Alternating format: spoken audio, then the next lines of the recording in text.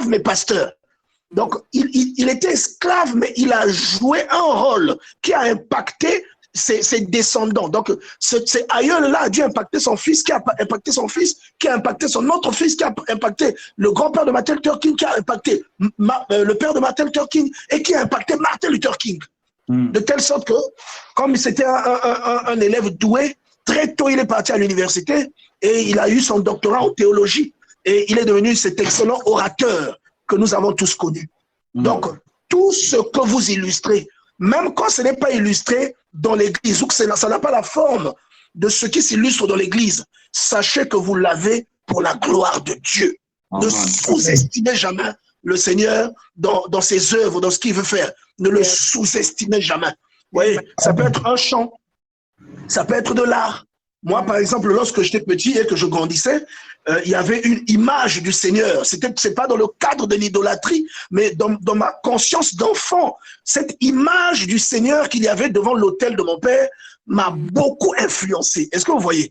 Ça m'a pas conduit dans les histoires d'idolâtrie, mais ça m'a influencé. Donc, ça m'a poussé à penser à Dieu. Vous voyez ce que je veux dire? Ça m'a poussé à avoir toujours dans la réflexion la personne de Jésus-Christ pendant que je grandissais. Vous voyez, donc ce peintre-là qui avait fait ce tableau, même si ce qu'il a fait n'est pas reproduit fidèlement, mais il a exercé un talent qui s'est illustré et qui a peut-être poussé des gens à aller vers Dieu. Vous voyez ce que je veux dire? Donc ne sous-estimez jamais ce que Dieu dépose dans votre vie. Nous allons consacrer ce moment à Dieu. Père éternel, je te rends grâce pour ta miséricorde. Je te rends grâce, Seigneur, pour ta bonté. Je te rends grâce, Seigneur éternel, parce qu'il y a des gens plus justes que moi qui ne sont plus vivants à l'heure où je parle. Il y a des gens qui avaient beaucoup plus d'onction que moi qui ne sont plus vivants, ô Seigneur. Il y a des gens qui ont beaucoup plus de sanctification, beaucoup plus de sainteté, qui jeûnent beaucoup plus que moi, qui jeûnent beaucoup plus que nous tous ici réunis, mais qui ne sont plus vivants ou qui ont terminé cette journée dans des pleurs parce qu'ils ont perdu quelqu'un de cher ou qu'ils ont été dans une tribulation. Certains sont emprisonnés. Seigneur, je te rends grâce à cause de cette opportunité que tu nous as donnée de nous retrouver encore ici. Tous autant que nous sommes, ô Seigneur. Personne d'entre nous n'est juste. La Bible dit il n'y a point de juste, pas même un seul. Mais tu as permis que dans ta miséricorde, que notre justice, Seigneur éternel, que nous avons obtenue par la foi, qu'elle soit illustrée au-delà de nos erreurs. Je te rends grâce pour cela, ô Père. Merci, Seigneur, d'être là. Merci, Alpha et Oméga, pour tout ce que tu as illustré, pour l'espérance et pour les promesses d'Éphésiens, chapitre 1, verset 3. Merci, Seigneur, pour ces choses que tu nous as échues, ces choses que tu nous as destinées. Je te dis merci pour cela. Et nous sommes ici, Père, pour faire ce pourquoi tu nous as introduits sur la terre. Quel que soit ce que nous faisons, nous devons le faire pour la gloire de Dieu. Et certains sont appelés, tu le dis dans la première épître aux Corinthiens, au chapitre 12, que tu as appelé certains à être prédicateurs, d'autres tu les as appelés à être apôtres, et certains tu les as appelés à être pasteurs, d'autres prophètes et d'autres docteurs. Et tu le dis encore dans Éphésiens, chapitre 4, verset 11, Seigneur, tu déclares encore que, étant monté, tu as fait des dons. Oh Seigneur, merci pour tous les dons, pour cette diversité de dons. Et ton serviteur, l'apôtre Paul, vient encore dire que tous n'ont pas forcément le même don, mais c'est le même esprit qui opère. Et j'aimerais, Seigneur, que cet esprit opère encore ce soir au nom de Jésus-Christ, dans le domaine dans lequel tu nous as appelés, que cet esprit s'illustre. Seigneur, je prie pour que celui qui a un esprit de libéralité soit la personne la plus libérale que cette terre ait portée. Je prie pour que celui qui a le don de chanter, que celui qui a cette onction de chantre, qu'il soit le chantre, pas qui a la plus belle voix, mais qui communique le plus d'onction et qui détruit le plus de liens dans la vie des gens lorsqu'il prie, qui brise le plus de murs dans la vie des gens lorsqu'il prie, lorsqu'il chante, Seigneur, les murs tombent, lorsqu'il chante, Seigneur, la grâce apparaît opère dans la vie de quelqu'un. Une personne qui ne se mariait pas commence à trouver des opportunités de mariage. Lorsqu'il chante et que quelqu'un entend cette chanson, une personne qui était liée, Seigneur éternel, qui n'avait jamais d'emploi, qui était un chômeur chronique, cette personne-là commence à avoir des opportunités d'emploi. Je prie pour que celui qui a la grâce, Seigneur éternel, des miracles, que lorsqu'il va prier, que des miracles s'opèrent. Seigneur, même si nous ne sommes pas face à face, Dieu n'a pas besoin d'être face à face avec quelqu'un. Le Saint-Esprit n'a pas besoin de visa. Seigneur, pour toucher la vie de quelqu'un, oh Seigneur, le Saint-Esprit n'a pas besoin d'obéir à une température, n'a pas besoin, Seigneur éternel, de prendre de l'altitude. Il s'illustre et il se manifeste parce que Dieu est omniprésent. Père, je prie pour que celui qui a un esprit de révélation reçoive des révélations qui vont édifier ses frères et ses sœurs au Père éternel. Je prie pour que celui qui a le don de recevoir des messages dans le don du parler en langue, que celui-là, Seigneur, tu lui donnes également le don d'interpréter ou que tu suscites quelqu'un, selon que tu as expliqué dans 1 Corinthiens chapitre 14, que tu suscites quelqu'un qui peut interpréter, qui peut donner la signification au Père. Je prie, Seigneur, pour que tous les dons, celui qui a la parole de connaissance, Seigneur, puisse avertir ses bien-aimés comme ce gardien qui se trouve sur le Mirador, en train d'attendre, en train de surveiller ce que l'Éternel va lui annoncer au Seigneur. Je prie pour que toutes sortes de dons, que celui qui a le don de la foi fasse des déclarations qui vont faire que la chose qui est déclarée s'accomplisse. Je prie pour que chacun de nous, dans le domaine dans lequel tu l'as appelé, Seigneur, illustre ta puissance au nom puissant de Jésus-Christ. Seigneur, au nom puissant de Jésus-Christ, que celui qui est appelé à conduire des brebis, conduise des brebis, que celui qui est appelé à prophétiser, prophétise, et que ces prophéties, Seigneur éternel, soient des témoignages au nom puissant de Jésus.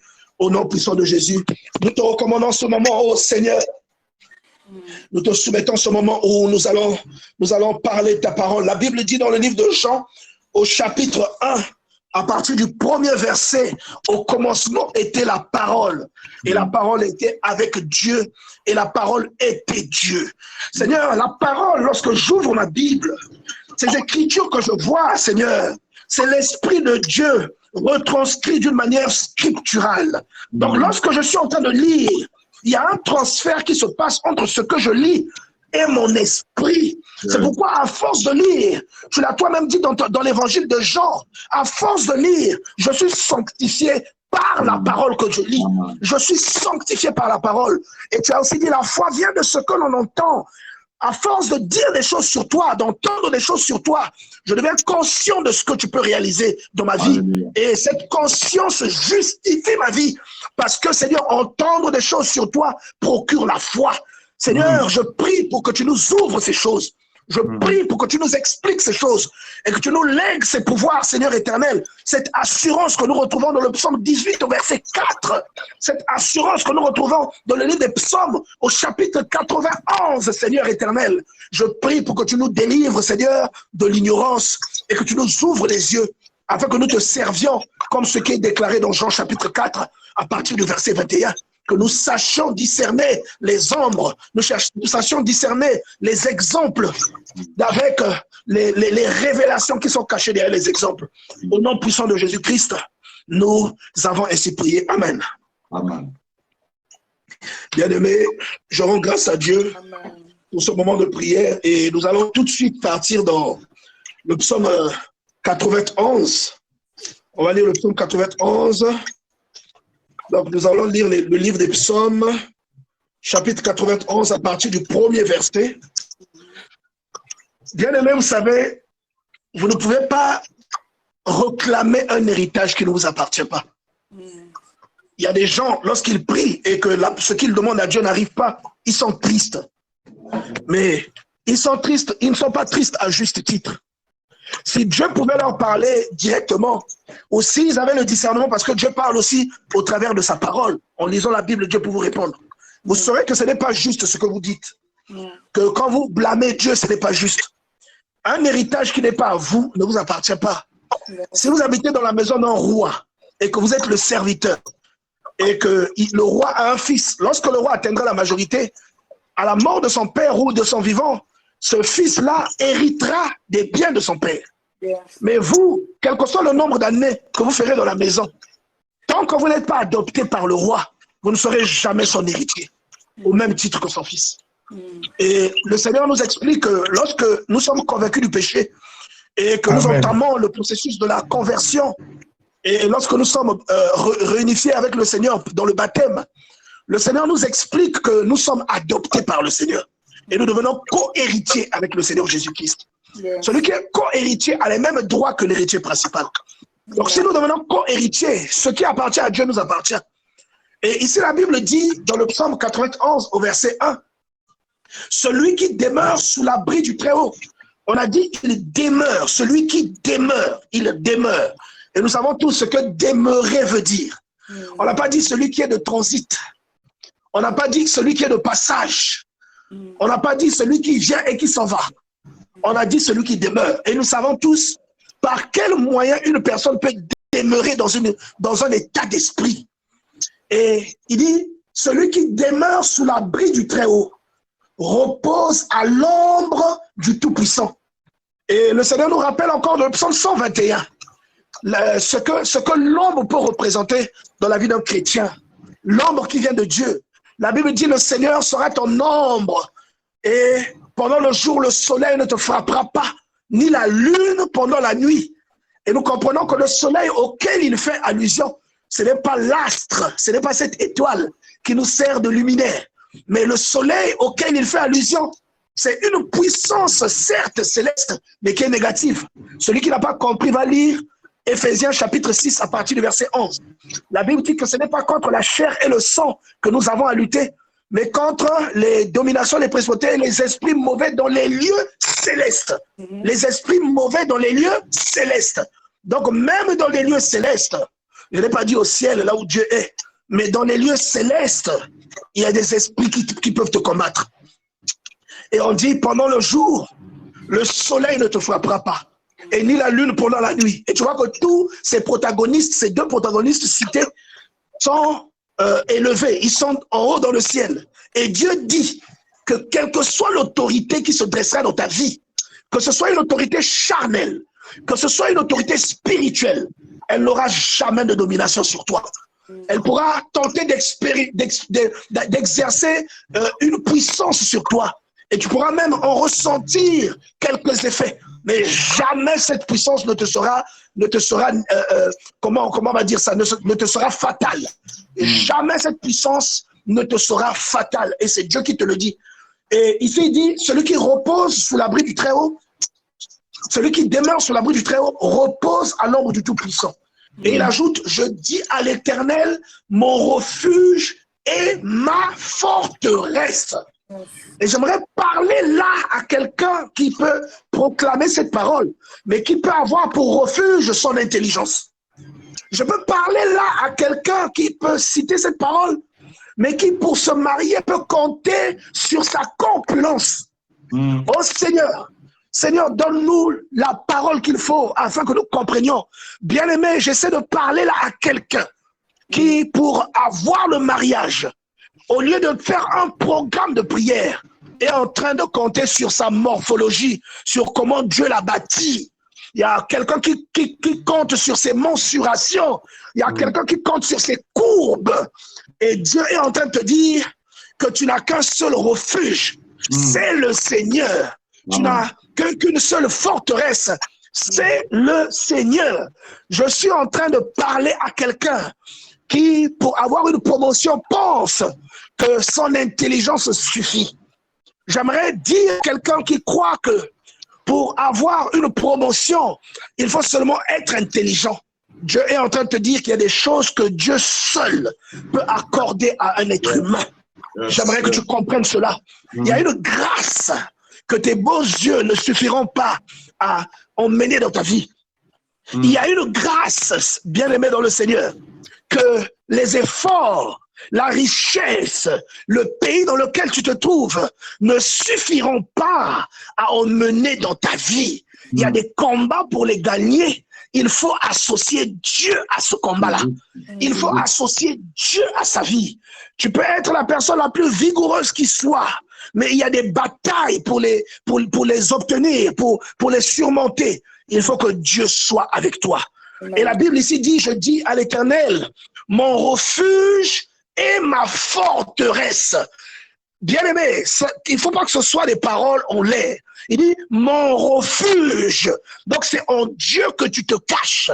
C'est en Dieu que tu te caches. Et même lorsque la forteresse, elle permet à quelqu'un d'être en sécurité. De sorte qu'aucune anomalie, aucun mal venant de l'extérieur ne peut t'atteindre. Lorsque tu es dans la forteresse.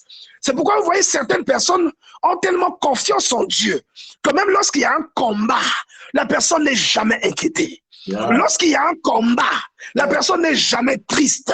Elle n'a pas le temps de pleurer. Elle n'a pas le temps de se lamenter. Lorsqu'il y a des tribulations, la personne parle en langue. Lorsqu'il y a des tribulations, la personne glorifie le nom de l'Éternel. Lorsqu'il y a un problème, un manque, du chômage, il y a une difficulté, il y a une situation anormale, la personne parle en langue. La personne glorifie le Seigneur. La personne glorifie le Seigneur. Elle agit comme Paul et Silas dans la prison. Alors qu'ils étaient emprisonnés, Paul et Silas, bien-aimés dans le Seigneur, ils ont eu une attitude différente de toutes les personnes qui étaient dans la prison. Tout le monde était abattu, mais Paul et Silas avaient une révélation. Et je me demande combien parmi nous, dans leurs conditions, auraient réagi d'une façon contraire. Mais ils avaient la révélation. C'est pourquoi il faut connaître le Dieu que tu sais. Et Paul et Silas, bien-aimés, je te le dis, lorsqu'ils étaient dans cette prison, sans aucun secours, ils n'avaient aucun lien, ils n'avaient aucun poteau pour venir les délivrer. Il n'y avait aucun secours possible. Et ils savaient que leur secours se trouvait auprès de l'Éternel. Psaume 121. Le secours là venait de l'Éternel. Et voyez que Paul et Silas se sont mis à chanter dans la prison vers le milieu de la nuit. Bien-aimé, le sacrifice ne reste jamais vain. Le sacrifice ne reste jamais vain. Lorsque tu te réveilles pour prier la nuit, Dieu sait que tu as besoin de dormir, mais que tu coupes ton sommeil pour prier. Dieu le sait. Et le sachant, il te récompense en te donnant une force qui est déployée et qui brise les chaînes qui liaient ta vie, qui brise les chaînes qui liaient les membres de ta famille. Lorsque tu fais quelque chose pour le Seigneur, Dieu prend en compte l'anomalie, il prend en compte le sacrifice que tu fais, le fait que tu te prives du sommeil. Dieu sait que tu es un être humain, tu as un organisme, tu as besoin de te reposer, mais il voit que tu ne te reposes pas. Et là, j'en reviens à ce que le frère Joss disait tout à l'heure, en disant oui, vraiment, il y a la volonté et que la personne se dispose. Je dis, le Seigneur voit les sacrifices. Non pas parce que nous attendons quelque chose de sa part, mais parce que nous avons atteint un point où nous avons tellement d'amour pour le Seigneur, tellement de zèle pour le Seigneur, que nous devons vivre pour lui, que tout ce que nous faisons doit être fait pour lui et pour sa gloire. Lorsqu'il s'agit de faire quelque chose pour la gloire de Dieu ou d'aller à une fête, on choisit d'aller faire une chose pour la gloire de Dieu. Et Dieu voit ce sacrifice. Il voit que nous n'avons pas choisi d'aller dans la vanité, mais que nous avons choisi quelque chose. J'aurais pu dire, je vais regarder la télé. J'aurais pu dire, je vais regarder une série. J'ai dit, je vais servir le Seigneur. J'ai dit, je vais le servir. J'ai dit, je vais arriver, je vais prêcher. Peut-être que cette prédication va ouvrir les yeux de quelqu'un et qu'une âme sera gagnée. Peut-être qu'aujourd'hui, je vais provoquer une kermesse dans le ciel. Parce que la Bible dit qu'il y a de la joie dans le ciel lorsque une seule âme se répand. Peut-être que ma prédication va emmener quelqu'un à la repentance et ça va provoquer une kermesse et que les anges vont chanter là-bas la gloire de Dieu parce que quelqu'un va changer de comportement aujourd'hui en écoutant cette parole. Bien-aimé, il y a des sacrifices pour lesquels Dieu bénit quelqu'un. Voilà pourquoi je vous disais, vous ne pouvez pas revendiquer ce qui n'est pas à vous. Vous ne pouvez même pas, si Dieu ne vous accompagne pas, je vous ai dit ça le jeudi passé, toutes les déclarations que vous ferez en prière, ce sera des déclarations, ce sera une comédie pour l'esprit qui domine votre vie. Ce sera une comédie. Le week-end passé, je vous ai dit, il sera là assis avec son cure-dent en train d'attendre que vous finissiez. Vous allez aller dormir et viendra faire ses maris de nuit avec vous, femmes de nuit avec vous. Et votre prière n'a eu aucun effet, simplement parce que la vie que vous menez ne correspond pas à la prière que vous faites. Il n'y a aucune puissance qui vous accompagne. Il n'y a aucune énergie qui vous accompagne. Bien-aimés dans le Seigneur, revendiquez par rapport à ce que vous semez. Galates chapitre 6, verset 7. Ce que vous semez, vous le récoltez. Vous n'allez pas tricher, semer autre chose et récolter autre chose. Vous allez semer ce que vous plantez. Celui qui sème des choses pour le royaume de Dieu récolte aussi de l'extraordinaire. Mais celui qui sème pour autre chose, il récoltera pour autre chose. Si aujourd'hui tu as un problème, il te suffit de prier, de faire une louange, comme Paul et Silas. Souvenez-vous, Psaume chapitre 18, verset 4. La Bible dit, je m'écris, loué soit l'Éternel, et je suis délivré de mes ennemis. Ce monsieur n'a pas fait une veille de prière. Ce monsieur n'a pas fait un jeûne de 21 jours. Ce monsieur n'a pas fait une intercession. Ce monsieur a loué. Il a dit, loué soit l'Éternel. Il s'est mis à louer. Et il dit quoi?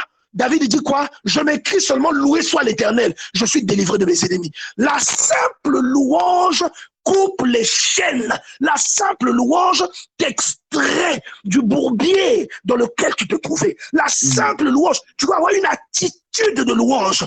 Une attitude de louange. Et rappelle-toi de ce que je t'ai dit le jeudi passé, lorsque je t'ai parlé de Jean chapitre 4. Je t'ai dit que le Seigneur Jésus explique que tu ne dois pas être comme une radio qui parle sans que le corps ne soit associé à ce qui est dit. Il faut que ce que tu fais, que tu le fasses en esprit. Lorsque tu loues Dieu, tout ton esprit est connecté à ce que tu es en train de dire. Ton cœur est connecté aux paroles que tu es en train de sortir. Lorsque tu loues, tu as même des larmes tellement tu es connecté et tu as la conviction de ce que tu es en train de déclarer. J'aimerais vraiment que quelqu'un prenne en compte, prenne au sérieux ce que je suis en train de dire en ce moment, bien-aimé dans le Seigneur. Ça va sauver la vie de quelqu'un. Paul et Silas ont gagné des armes dans la prison. Et cette prison aujourd'hui, elle peut représenter quelque chose dans ta vie.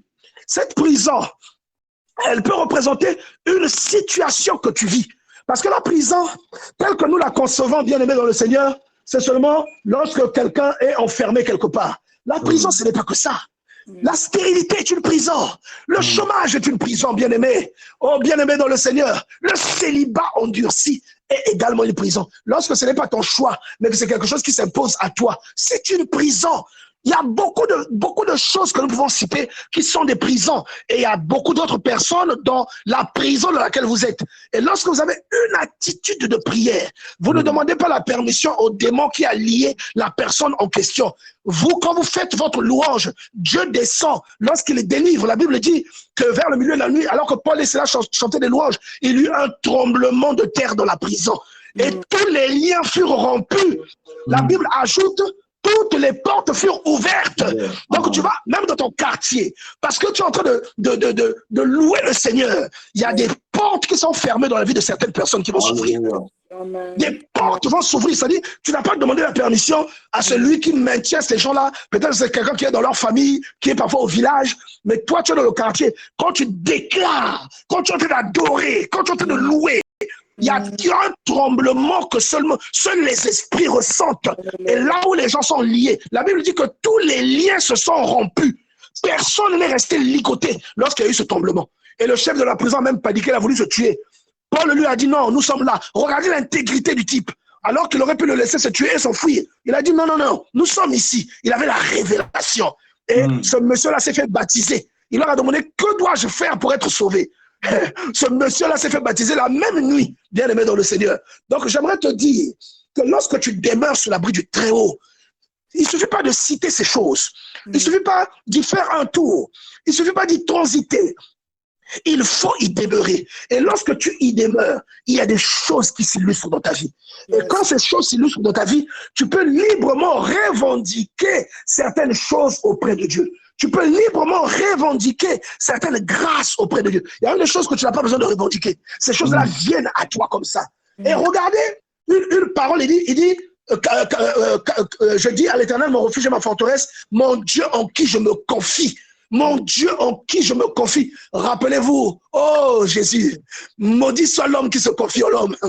Ne pense pas que parce que tu as un parent ministre ou un parent qui a un potentiel ou un parent qui c'est Dieu qui déclare dans la vie d'une personne, dans la vie d'un être humain. La Bible dit, si l'Éternel le bâtit, ceux qui le bâtissent, bâtissent en vain. Si l'Éternel le bâtit, si l'Éternel le surveille, celui qui surveille, surveille en vain. Il dit, mon refuge et ma forteresse, mon Dieu en qui je me confie. car c'est lui qui te délivre du filet de l'oiseleur. C'est-à-dire, il y a des fois où tu es dans des filets. Il y a des fois où tu es enfermé dans des filets. Tu n'es même pas conscient de ça. Je me souviens en 2006, bien-aimé dans le Seigneur, alors que j'étais en train de vivre mon réveil et que le Seigneur avait commencé à me visiter, j'ai eu une vision. Je suis rentré du travail et comme j'étais fatigué, juste après avoir mangé, je suis allé me coucher. En me couchant, j'ai eu une vision. J'ai vu quelqu'un debout. Moi, j'étais allongé sur le lit, mais tout de suite après, c'est comme si je me suis réveillé, mais j'étais toujours couché. Mais j'avais les yeux ouverts et je regardais quelqu'un debout au-dessus de mon lit. Et il y avait peut-être 1 mètre entre ses pieds et mon lit. Lui, il était en suspension entre le plafond et le lit, et mon lit était 1 mètre en dessous de ses pieds. Et il était debout en face de moi, et moi, j'étais couché. Et il a pris sa robe, avec ses 2 bras, il a tendu sa robe de part et d'autre, et il m'a dit, regarde tout ce qui t'est destiné et que je reçois. Il a secoué sa robe, et je me rappelle, une multitude de choses sont tombées sur mon lit. J'ai même dû retrousser mes pieds. Tellement c'était réel, j'ai retroussé mes pieds pour que les choses là ne tombent pas sur mes pieds. Il y avait des aiguilles, il y avait des statues, il y avait des pistolets, il y avait des fils qu'on avait attachés, il y avait des rubans, des tissus, il y avait plein de choses qui sont tombées sur mon lit. Et il me disait, regarde tout ça. Et il remuait, pendant qu'il remuait sa robe, ça tombait sur le lit. Et il me disait, regarde tout ce que je reçois à cause de toi. Tout ça, c'est contre toi, mais c'est moi qui ressens ça. Bien aimé, je n'ai jamais oublié cette vision. Et quand je me suis réveillé, j'ai su que c'était le Seigneur qui m'était apparu pour me donner cette révélation. Et même si je ne connaissais pas encore parfaitement les Écritures, mais un jour, j'ai lu dans les Écritures, dans le livre d'Ésaïe, au chapitre 54, qu'il est parti à la croix et qu'il a pris notre place.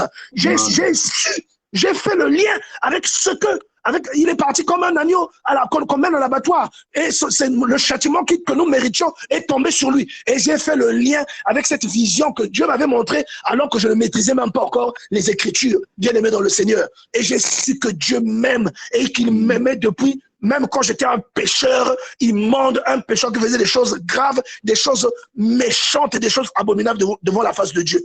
Et je suis en train de te dire ici, qui te le répète ici, là, il dit que quelquefois tu es dans le filet de l'oiseleur. Moi, je ne savais même pas qu'il y avait des choses comme ça qu'on avait tendues dans ma vie. Je ne savais même pas qu'il y avait des choses comme ça qui visaient ma vie. Il m'a dit, regarde tout ce qui doit venir chez toi, mais qui s'arrête à moi. Donc lui, il est comme ceux qui connaissent l'informatique, on appelle ça un firewall. Il est comme un mur. Il est comme un firewall qui arrête les menaces et qui empêche les menaces d'aller sur le réseau domestique ou sur le réseau professionnel. Vous voyez? Donc il bloque tout avant que la chose n'arrive. Et c'est ce qu'il dit ici.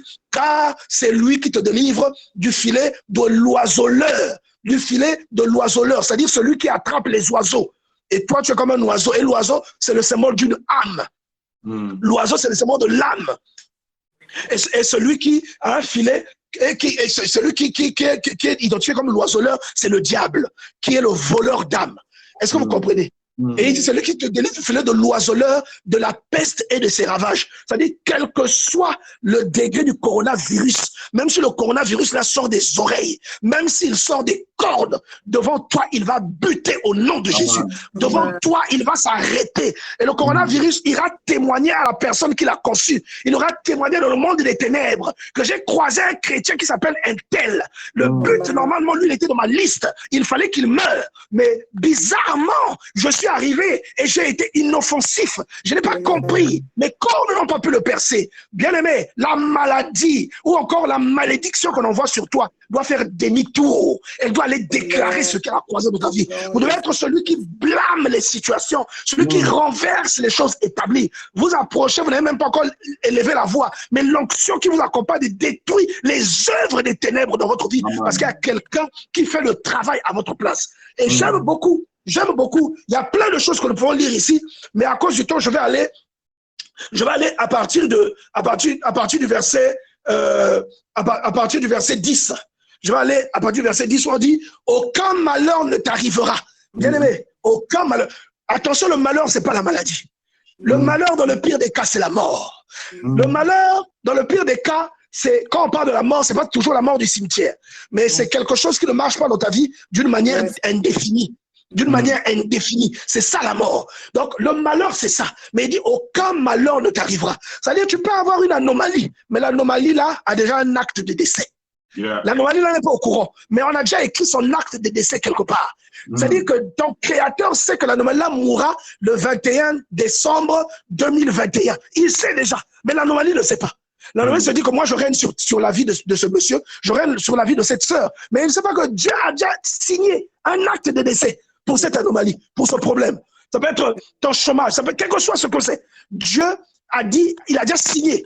Et il est en train de dire au verset 10, aucun malheur ne t'arrivera, aucun fléau n'approchera de ta maison. Aucun fléau n'approchera de ta maison. Car il ordonnera à ses anges de te garder dans toutes tes voies. Et regarde maintenant, ils te porteront sur leurs mains. Bien-aimé, qu'est-ce que tu cherches? Qu'est-ce que tu cherches, bien-aimé? Où la révélation est là.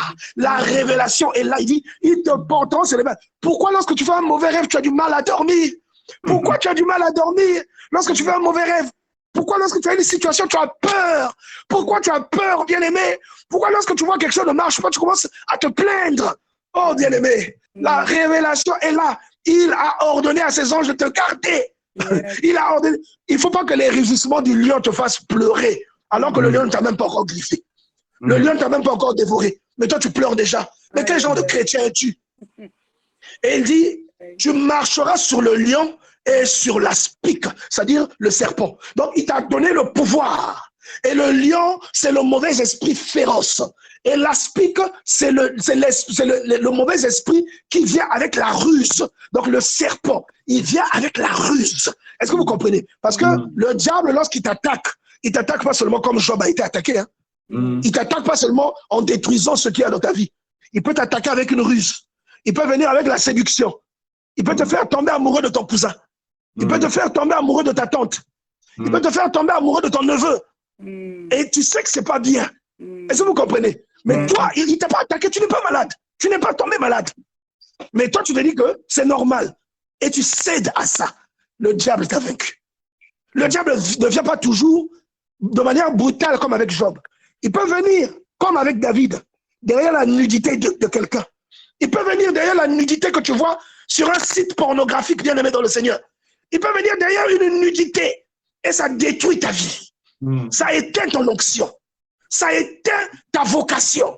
Et tu perds le temps, bien aimé dans le Seigneur. Le diable vient aussi avec des stratégies.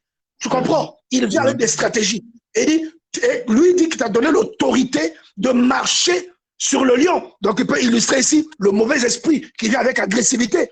Et sur l'aspic, c'est-à-dire le serpent, c'est-à-dire le mauvais esprit qui vient avec la ruse, qui vient comme si ce n'était pas dangereux, mais alors que ça l'est.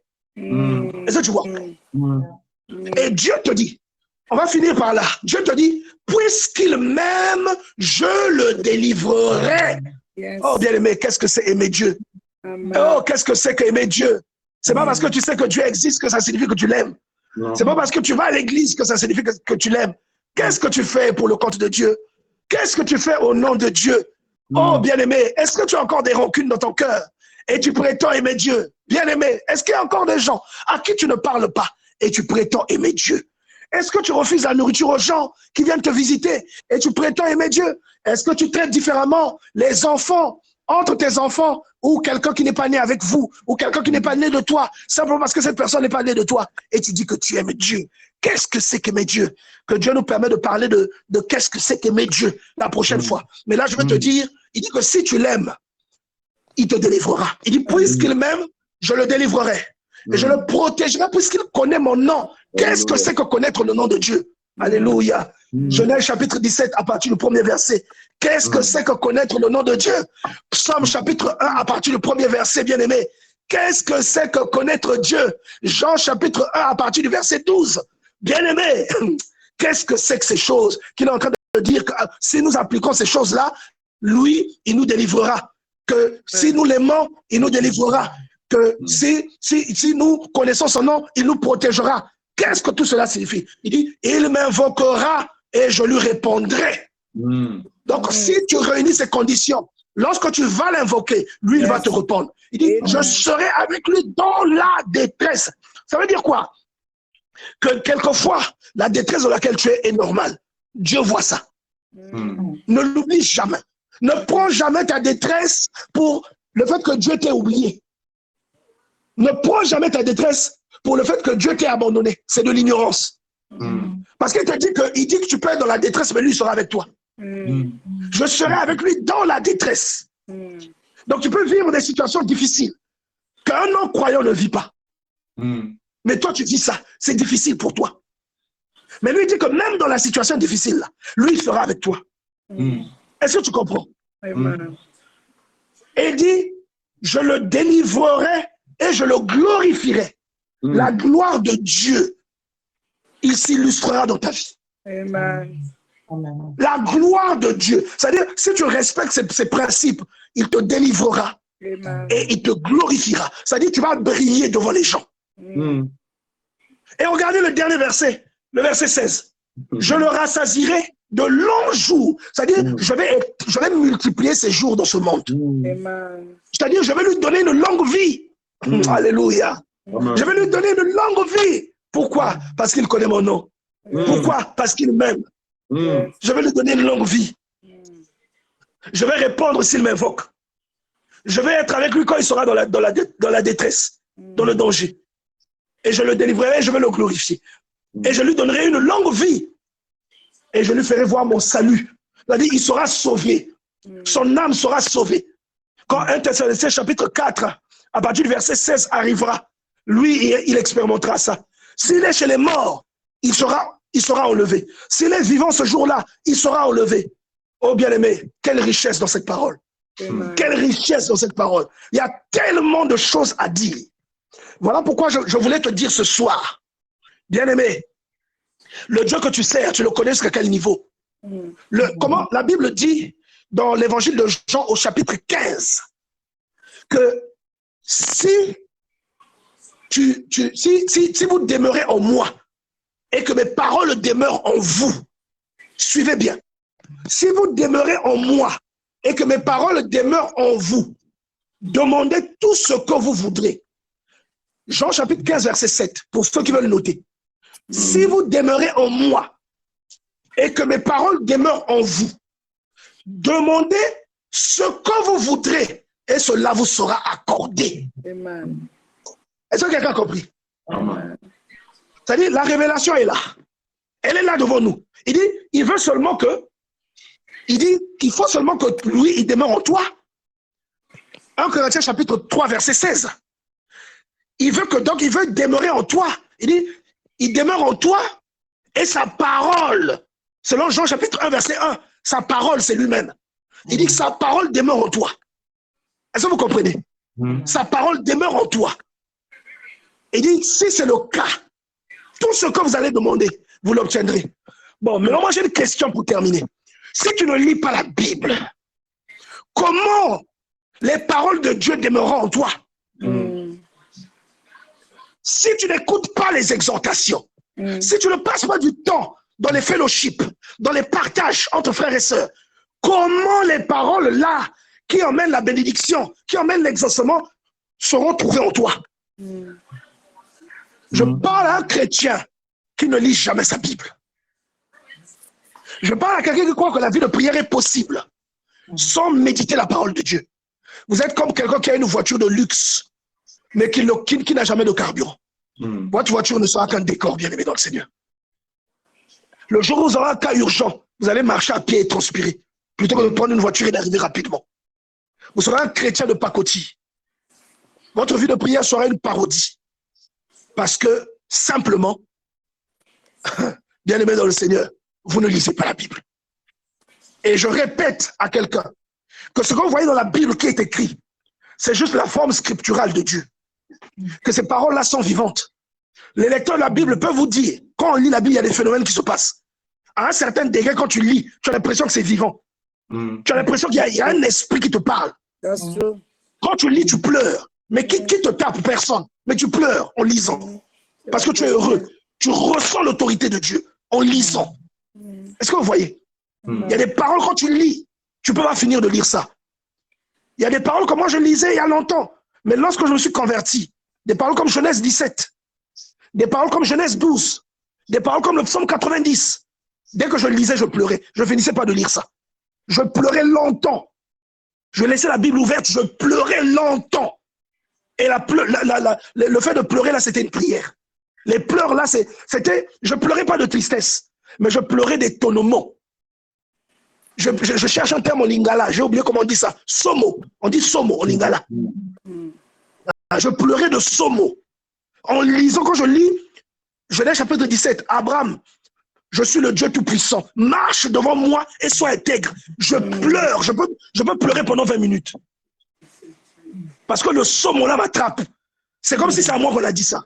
Quand je lis le psaume 90, la prière de Moïse, je dis, Éternel, tu as été pour nous un refuge avant que les montagnes fussent nées et que tu aies créé le ciel et la terre.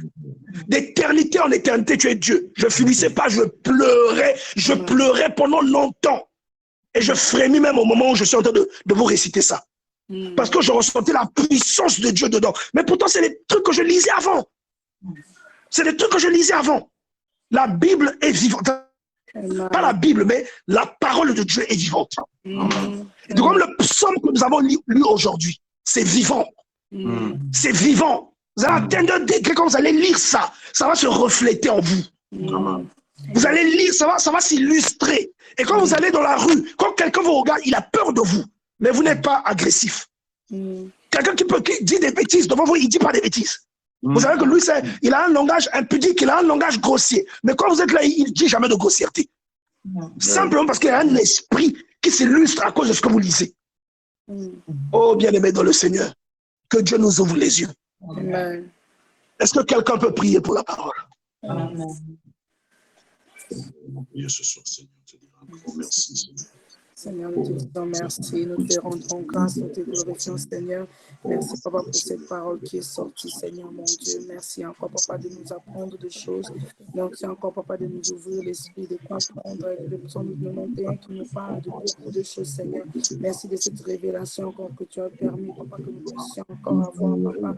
Merci encore de nous révéler des choses, Seigneur Jésus. Continue de nous révéler encore, Seigneur. Continue de nous travailler encore, Seigneur. Continue encore de faire avec nous, Seigneur. Continue, Seigneur Jésus-Christ, comme la parole nous dit. Celui qui demeure dans la boue du très haut repose, dans notre puissance, Seigneur. Nous voulons demeurer dans ton amour, Papa. Nous voulons demeurer dans ton amour, Seigneur. Merci d'utiliser ton fils, ces soirs qui nous ont des messages qui nous édifient, ces messages qui nous donnent encore la force, ces messages, Papa, qui nous fortifient encore, qui nous fait comprendre, oui, Seigneur, nous sommes, mais aujourd'hui, nous sommes tous dans les profondeurs, Papa, nous te rendons grâce. Merci pour ton fils, merci pour la vie de Pasteur Théo, Papa, que tu as encore donné ta grâce, ta puissance, Seigneur, pour que tu puisses nous faire comprendre encore, pour que nous puissions encore rentrer en l'intérieur de cette parole, pour que nous puissions encore comprendre plus encore, Seigneur, nous te rendons grâce. Papa, la Bible déclare rien n'est pas récent que toi tu puisses ordonner, c'est toi qui as permis que nous puissions écouter ça aujourd'hui, c'est toi qui as permis que le Pasteur Théo puisse se retrouver avec nous encore aujourd'hui, Papa. Merci, Seigneur, merci encore de nous apprendre beaucoup de choses. Merci encore de nous montrer encore beaucoup de choses. Merci de nous faire comprendre encore beaucoup de choses, Seigneur. Merci, Père, nous te rendons grâce. Nous te glorifions, Seigneur. Nous t'élevons pour ces moments, Père éternel. Tu es bon, tu es merveilleux, Seigneur Jésus. Il n'y a que toi, Papa, qui peut faire des choses comme ça. Il n'y a que toi, Papa, qui peut nous donner encore cette occasion, encore de rentrer dans ta parole. Seigneur, c'était le moment de profiter, le moment de rester, encore de demeurer encore, Seigneur. Oh Père, merci, nous avons besoin de toi. Merci pour cette parole, Papa, qui va demeurer dans nos esprits et qui va demeurer dans nos pensées, Seigneur Jésus. Merci, Père éternel. Merci encore, Seigneur. Merci pour la vie de ton fils, Papa, de bénir encore, Seigneur Jésus. Nous te rendons grâce pour tout ce que tu as fait, Seigneur Jésus-Christ. Oh, Seigneur, comme la parole de Dieu nous dit ici, si nous t'évoquons, tu vas nous répondre. Oui, Seigneur, nous allons t'évoquer, nous allons que tu vas nous répondre, Seigneur. Papa, merci encore. Merci, Seigneur Jésus. Merci pour ces moments de grâce, merci pour ces moments, merci parce que tu as permis que ton fils se connecte avec nous, Seigneur mon Dieu. Merci pour que tu as permis encore que nous mangeons cette parole. Nous mangeons, Seigneur Jésus-Christ, cette parole, que cette parole reste gravée dans nos esprits, Papa. Cette parole reste gravée dans nos âmes, Seigneur. Merci pour tout, merci. Nous te rendons grâce, Père. Alléluia. Nous te glorifions, Père. Tu es bon, tu es merveilleux. Merci pour cette parole, Seigneur. Merci pour ta parole. Alléluia. Glory to you, Lord Jesus Christ. Père éternel, Dieu Tout-Puissant, Alpha et Oméga, commencement et fin de toutes choses. Seigneur, une voiture qui n'a pas de carburant ne pourra pas démarrer, Seigneur. Yes, Lord. Et son propriétaire ne pourra jamais profiter de la convivialité qu'elle offre. Ça peut être une voiture climatisée. Le propriétaire dira, j'ai une voiture, je suis dans le lot des gens qui ont une voiture climatisée. Mais il ne pourra jamais profiter des bienfaits de cette voiture. Parce que le jour où il aura un problème, il ne pourra jamais démarrer la voiture. Et dans l'obscurité, s'il y a une coupure de courant, il ne pourra même pas allumer ses phares pour contempler. Parce que tellement la voiture ne démarre pas, la batterie sera déchargée. Et c'est à ça qu'on ressemble, Seigneur, quelquefois, nos vies de prière lorsque nous ne lisons pas la Bible. Seigneur, nous prions pour que tu nous ouvres les yeux. Enseigne-nous les choses profondes. Et Seigneur, nous avons ce professeur par excellence qui est ton esprit, qui nous enseigne et nous assiste dans ce que nous lisons. En lisant, nous pouvons comprendre qu'un être humain peut intercéder, que même quand c'est la volonté de Dieu, un changement peut s'opérer.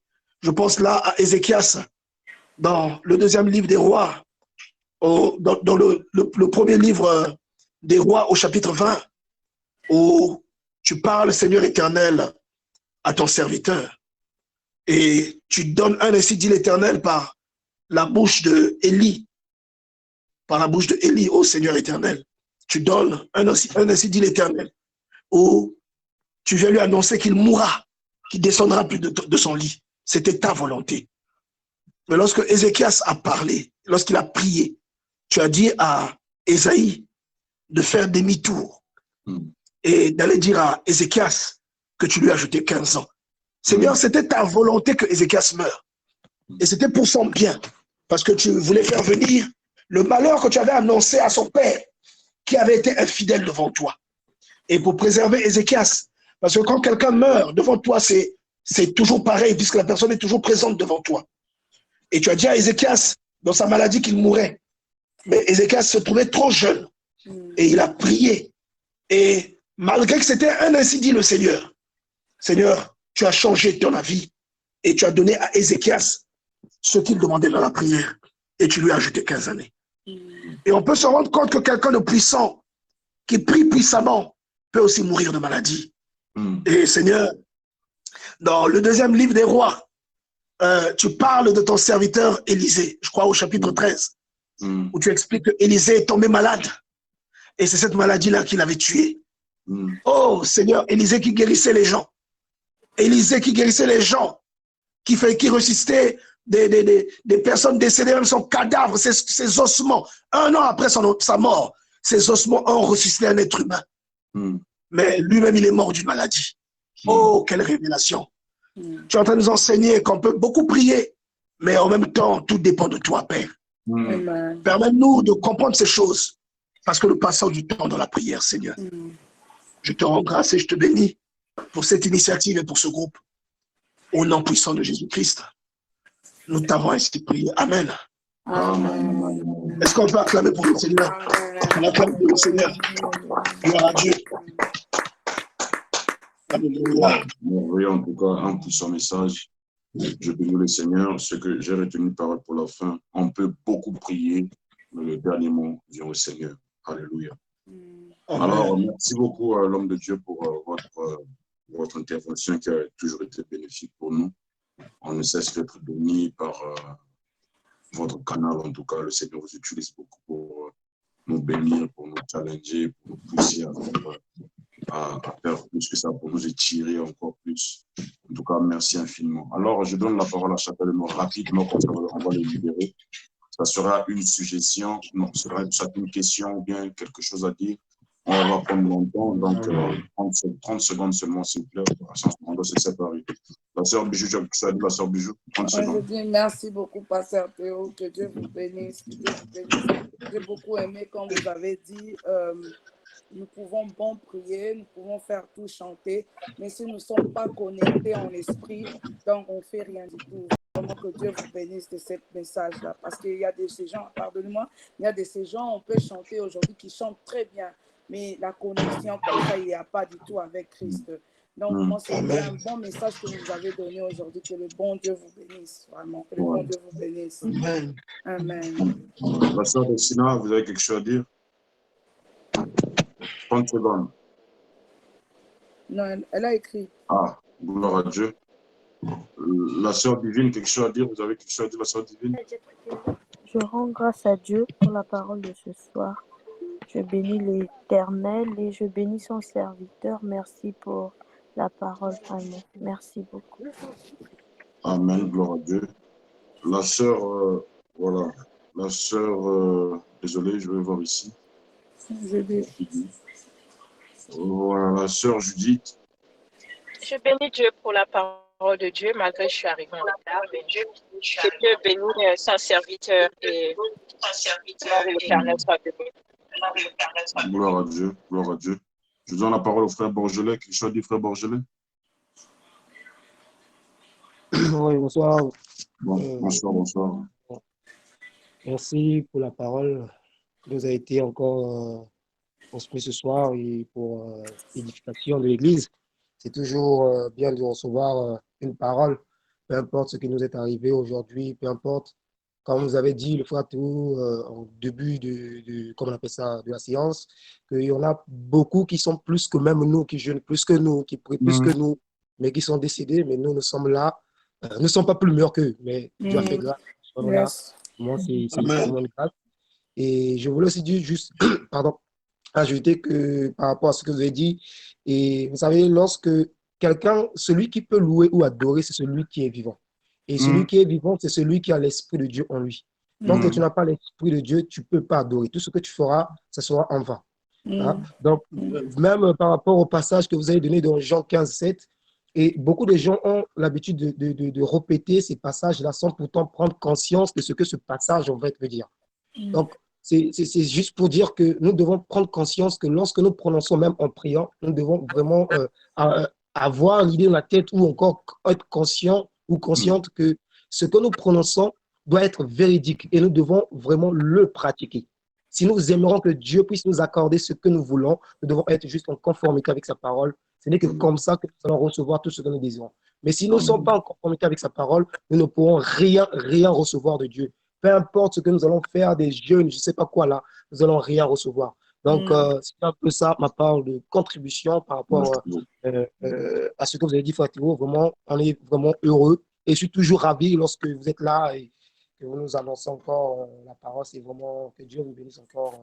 Gloire à Dieu. Gloire à Dieu, vraiment, qui vous bénisse aussi, mon frère. Merci. Nous bénissons le Seigneur. Merci beaucoup, pasteur. Que Dieu te bénisse.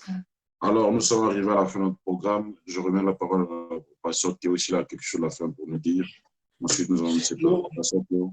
En fait, ce que je peux dire, c'est ce que j'ai dit la semaine passée, c'est que, vous savez, Dieu, c'est un investisseur. Je pense que tous nous connaissons la parabole des talents. Dieu, c'est un investisseur. Dieu n'aime pas le gaspillage ou des choses que nous investissons, mais qui ne produisent rien. C'est des choses que lui, il investit, qui dépose ensuite, qui ne produit rien. Souvenez-vous de cette parole où le vigneron, Jésus raconte qu'un vigneron était allé voir sa vigne et il a vu un arbre qui ne portait pas de fruits. Et il a dit au vigneron que cet arbre, ça fait 3 ans que je viens, mais il ne porte pas de fruits. Donc, je vois qu'il occupe la terre pour rien. Arrache-le et jette-le au feu, quoi. Et le vigneron lui dit, laisse-moi encore cette année, je vais creuser tout autour, je vais mettre du fumier et je verrai ensuite peut-être qu'il portera du fruit. S'il ne porte pas, tu pourras le couper. C'est pour illustrer le caractère un peu, on peut dire dans notre langage, les idées, les humains comme un caractère d'investisseur, comme un businessman. Dieu, quand il investit, il attend un retour sur investissement. Et le temps que nous passons ensemble est un investissement que Dieu est en train de s'aimer en nous. Et il faut que ça produise des fruits. Donc, il ne faut pas que nous soyons des conformistes, que nous soyons là seulement pour voilà. Mais il faut que ça produise du fruit en nous.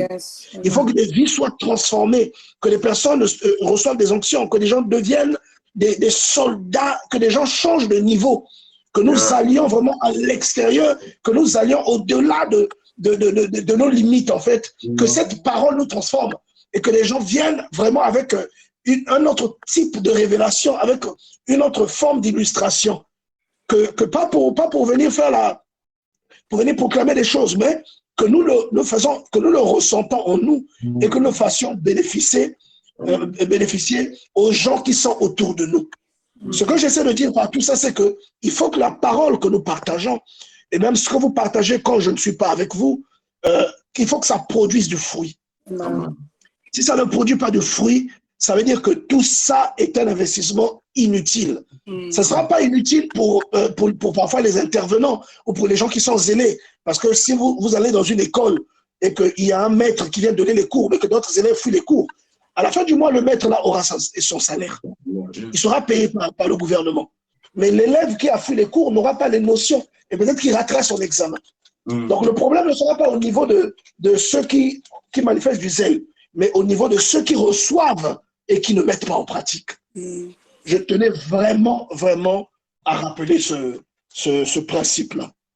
Voilà, pour le reste, vraiment que Dieu vous bénisse. Et je prie pour que le Seigneur fasse quelque chose de glorieux dans votre vie d'ici le jeudi prochain. Amen. Amen. Merci beaucoup, pasteur. Merci pour cette bénédiction, papa. Merci infiniment. Alors, nous sommes arrivés à la fin du programme de ce soir, une fois de plus. Demain, nous serons ensemble avec le diacre Jimmy de Manchester. Il sera parmi nous encore. Je viens nous bénir pour la deuxième fois. Alors, j'aimerais vraiment que nous soyons là à l'heure, surtout invitons les autres, ceux qui n'étaient pas là, essayons de texter pour continuer pas venus. Essayons de savoir un peu tout ça. Comme ça, demain, nous serons tous ensemble. Vraiment, la communion fraternelle est très, très, très importante. Merci infiniment pour la présence de tout le monde. J'ai été béni de vous voir. Nous avons été bénis, ma famille et moi, d'être parmi vous. Comme on a pu le dire, que nous sommes une famille. Et la famille, ce sont des actes qui prouvent que nous sommes une famille. Alors, pour moi, notre femme, sincèrement, vous êtes une famille pour nous. Et ce qui nous unit ici, la première des choses, c'est le Seigneur Jésus-Christ. En dehors du Christ, en tout cas, rien d'autre en dehors du Christ, parce que nous sommes connus à cause de la parole de Dieu. Donc, vous voyez ce que la parole est capable de faire. Je vais encore insister. Je sens ça vraiment dans mon cœur. Je vais insister. Je vais insister quand tout le monde va être là, mais je vais le dire maintenant. Il y a une précision encore, je vais faire que j'avais faite l'année passée, l'année dernière. Pour ceux-là peut-être qui sont en contact avec l'un des pasteurs ou qui que ce soit. Moi, je sens ça dans mon cœur que je vais préciser ça. L'un des pasteurs qui est intervenu ici. Et tout ce qui va se faire hors de Jéhovah Shalom, la patronne de Jéhovah Shalom, n'inclut pas Jéhovah Shalom. Si on demande l'argent à quelqu'un qui le prendre, qui est normal, ça c'est la personne elle-même qui compte ça. Tout ce qui peut se passer hors de Jéhovah Shalom n'inclut pas Jéhovah Shalom. Donc, s'il y a une situation qui se passe hors de Jéhovah Shalom, ne dites pas c'est cette plateforme-là. Parce que tu peux être en contact avec un pasteur, avec un frère, avec qui que ce soit, et il y a des offrandes, deux fois, tu peux te mettre à cœur de le faire, et tu le fais personnellement selon ta révélation. Tu ne lis pas la plateforme à ce contact que tu as créé. Donc, c'est pour éviter un peu que le nom de la plateforme soit inclus même dans des choses qui sont externes de la plateforme, des choses que nous ne connaissons pas. Donc, quiconque est en contact avec un pasteur qui intervient ici, j'aimerais juste préciser que tout ce qui se passe hors de la plateforme n'inclut pas la plateforme, ni le frère Joël, ni qui que ce soit. Donc, c'est entre toi et le pasteur. C'est entre toi et le frère. C'est entre toi et la personne avec qui tu es en contact. Donc, s'il y a un problème d'argent, il y a un problème d'incompréhension, il y a un problème de ça, Jéhovah Shalom n'a rien à voir avec. Donc, c'était cette précision que j'avais vraiment à donner ici. Pour moi, cette précision-là que j'avais vraiment à préciser. Moi, je ne suis même pas concerné dans ça, ni que ce soit. Donc, il faudrait gérer ça de la même manière que vous êtes entendu avec la personne, vous êtes rentré en contact avec la personne, gérer ça sans que Jéhovah Shalom ne rentre là-dedans. Parce que nous ne sommes pas avertis dans quoi que ce soit. Alors, c'était juste ça, la précision que j'allais vraiment préciser une fois de plus pour que autant me l'a vraiment malade, quoi. Autant me l'a vraiment. Donc, voilà un peu. Merci beaucoup. On va se retrouver demain. La sœur Judith, je vous appelle de suite la sœur Judith, si elle est là. Merci beaucoup. Bonne nuit à tout le monde. Que Dieu vous bénisse. Bye. Bye. Bye. Bye.